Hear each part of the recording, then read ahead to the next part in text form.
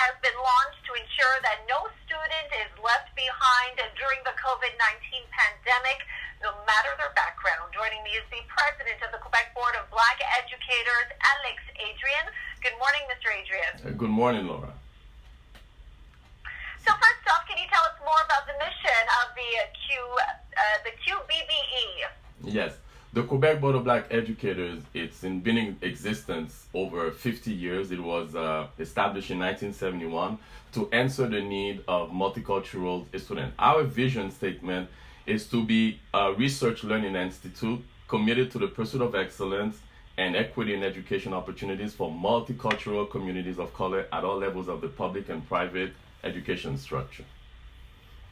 So during... No student behind, that is the name of the campaign. Can you tell us more about the students and the communities that you're seeing that have been left behind due to schools closing prematurely? Exactly. Well, as a former principal, I understand the need of certain families that don't have the ability to have those laptops, or as the formal school system is moving more and more on an online platform to answer to the pandemic, and we, with the possibility of a recurrent pandemic, we have decided that we need to help those families that do not have the technology and the devices to get online and continue to support their education. So our goal was to make sure that some of these families were equipped. So our first part of our initiative was to get them those devices in terms of laptops. I've been distributing over 64 to 65 laptops to families in need. And then the next step now will be to provide them an online platform so where we can support them in their education. So essentially you're getting ready for the possibility of a second wave come the fall, and that online learning has to continue, right? Well, it was something that was already in the works, because we felt more and more that if we could support students from the home, and so we had already anticipated moving more and more on the platform. The pandemic sort of has put our so we say our timeline. It has improved our timeline, and we felt that right away, as soon as school stopped on March 15th and students were sent home, and a lot of, because myself, I still teach full-time, and I had to teach from a distance. So I understood the needs of some of the families that were not equipped would be left behind. So that's why we felt that that's the title, No Student Left Behind. So we want to equip them, we want to provide them with a platform where they can get education, which is catered to also.